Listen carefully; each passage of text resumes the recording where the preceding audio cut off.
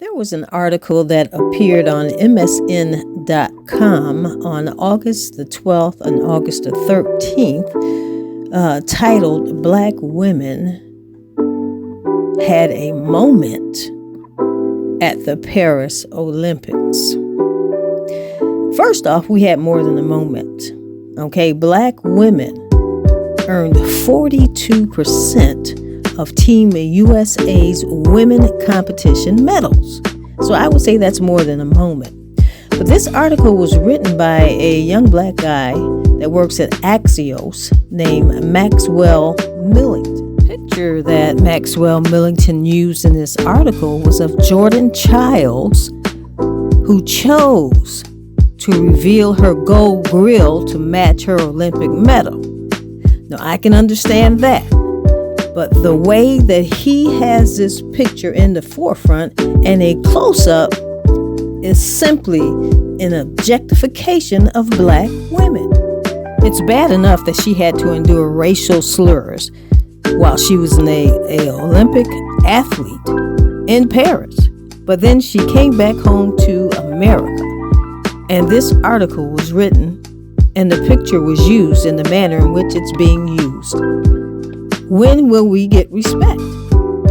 There are so many more photographs of Jordanchiles holding her gold medal that he could have used, but he chose this one so that he can play right into the game of the white supremacists that like to objectify black women.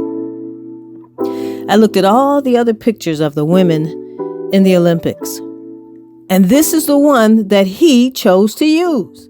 When will the media and society as a whole honor black women as the queens that they are? When? Let's take a look at some of the other pictures of black women from the Olympics, and you will see why I have such a strong opinion on this. And after we review the pictures, I'm going to come back in and reference an article that will bring this home.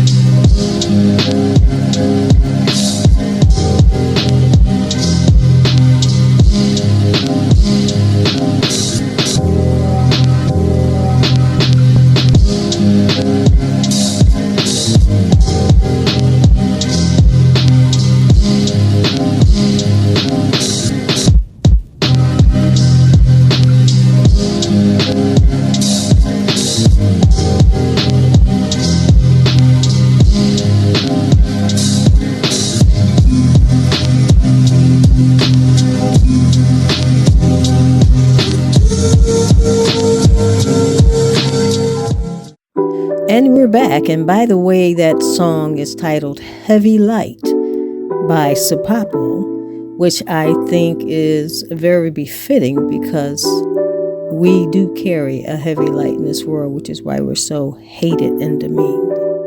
The article that I wanted to speak to you about is written by David A. Love of The Griot. And the title is An Election Guide to Misogynoir and Negative Media Stereotypes About Black Women. He originally wrote this piece because of all of the racist attacks that are being lodged against Vice President Kamala Harris. Allies have reacted to Vice President Kamala Harris, both leading up to and following her becoming the new de facto Democratic nominee for president. Are you suggesting she was a DEI hire? 100%. She was a DEI hire. She does not speak well. She does not work hard. She's a DEI hire, right? She's a woman. She's colored, therefore she's got to be good. A lot of Democrats feel they have to stick with her because of her ethnic background. Or else they're going to poison the minds of the millions of people that they broadcast to.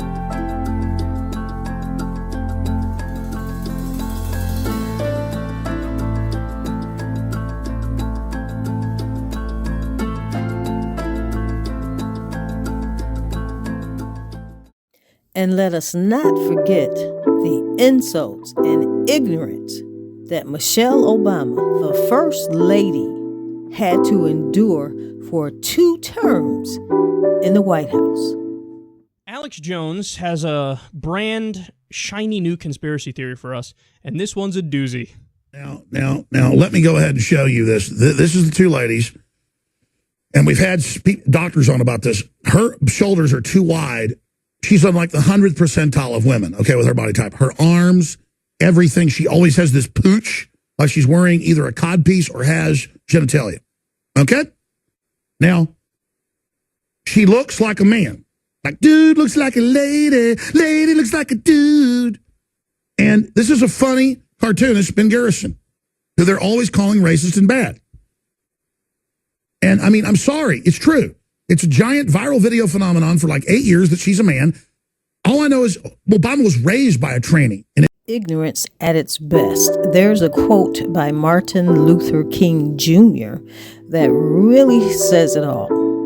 Nothing in all the world is more dangerous than sincere ignorance and conscientious stupidity.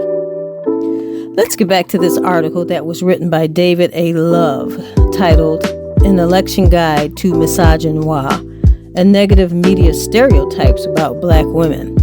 In this article, he goes through several of the racial stereotypes that have been employed against black women. And as time goes by, I think that we all can see these stereotypes tend to get worse. These attacks are a display of what these cruel, wicked, and malevolent-hearted individuals hold to be true. Now, Proverbs 23:7 says, "As a man thinketh in his heart, so is he."